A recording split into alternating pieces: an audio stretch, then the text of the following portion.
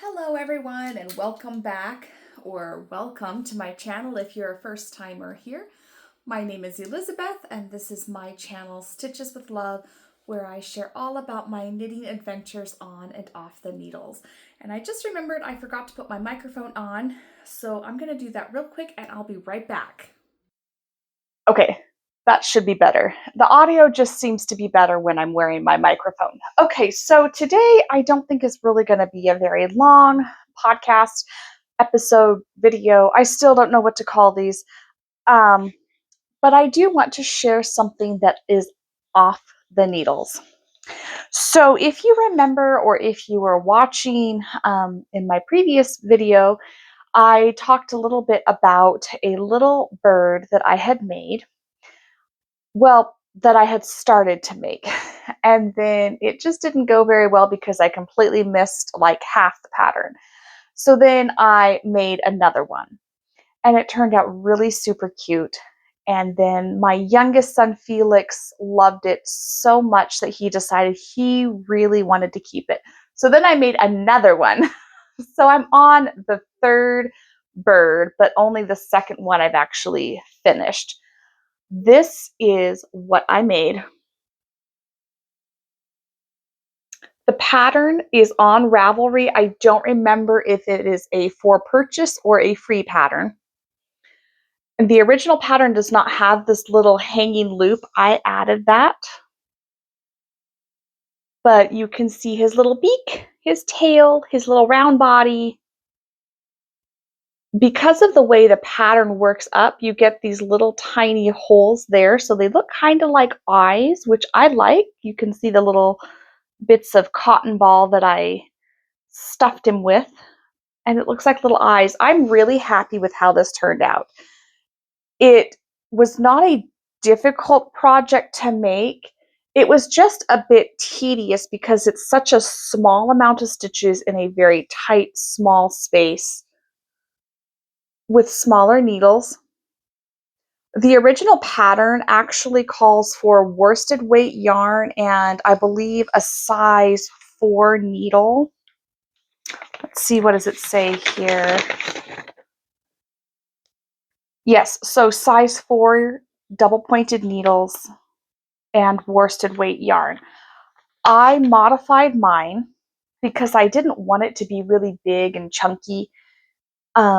I wanted something that was a little more delicate. So I used 2 fingering weight yarns held double, and I used smaller needles, and I don't know what these are. I think maybe they're a size 3, but I would have to measure and double check, and I don't have my I don't see it in here. I don't have my gauge needle measure to show you.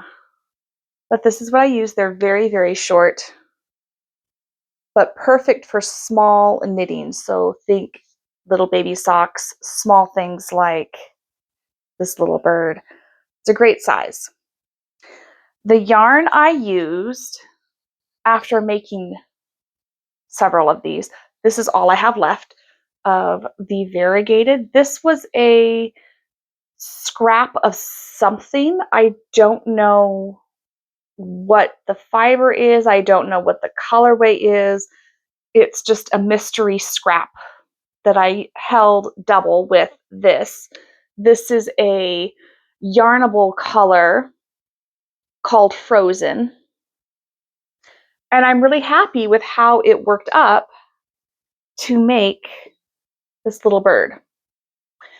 10 out of 10, absolutely recommend this little bird. Now, I don't have any polyfill or special stuffing or anything like that because I really didn't want to invest in a full bag of it, even a small bag, until I knew for sure whether making little tiny stuffed things was something I actually wanted and enjoyed doing. I'm still a little bit on the fence, although this is really darn cute. Look at this. It's so adorable. I have made other small stuffed things. I made a cat. I've made this bird. I did make a dog. I will never do a dog again because it was so tedious. There's just so many little parts that have to go together. But I think small, simple stuffed things I would be okay with. So I think I am going to go ahead and pick up a small bag of stuffing so I can make more cute little things like this. Can't you just hear him chirping? Chirp, chirp, chirp, chirp, tweet, tweet, tweet, tweet, tweet, tweet, tweet. I love birds. And I think the recipient that this is for is also really going to love this little bird. Felix has asked that I make him baby chicks and baby ducks to go along with his little stuffed bird that he has actually lost somewhere. He carried around with him the last couple of days, absolutely loves it, and now it has gone missing. Usually things turn up. If not, I promised I would make him another bird. I think it would be really cute to sew little tiny buttons for the eyes, but I really do like this look. I stuffed him with some cotton balls because I didn't have any polyfill or anything like that. So he's just stuffed with some really cheap dollar store cotton balls, which I think work just fine for small things like this and if you're in a pinch.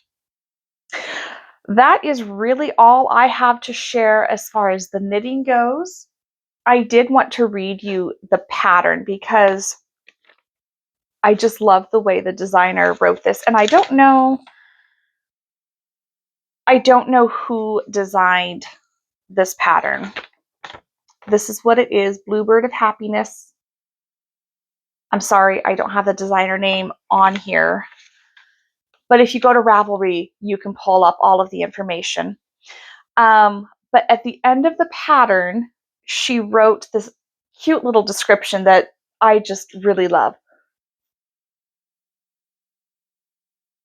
So at the end, she's describing how to finish everything off, sew in the ends, etc. And she says, using the end of a straight needle, stuff the bluebird's head and body through open end at tail. I did that with the first one and it was obnoxious because this is the tail and it's a very small opening to stuff everything in. So when I made this one, I actually did the body first and then stuffed it, started the head, and finished stuffing. So just a little tip if you're going to make this.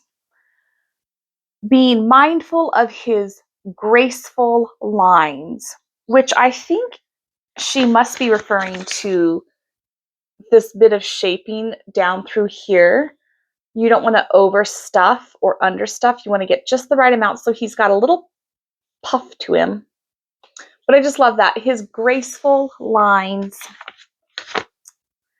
Do not stuff the tail, rather flatten it out and bend in an upward direction, like this. I didn't stuff his tail, I just kind of left that alone. And then she goes on to say, pull yarn tightly closed and secure, darn any holes, weave in loose ends, and smile. And I just love that description. I thought it was so sweet. I like patterns that are easy to read and fun to read and have a little bit of whimsy. This just checks all of the boxes when I'm looking for and working on a knitted project. So if you're looking for something small, something to use up some scraps in your basket, something just kind of whimsical, I highly recommend this little Bluebird of Happiness.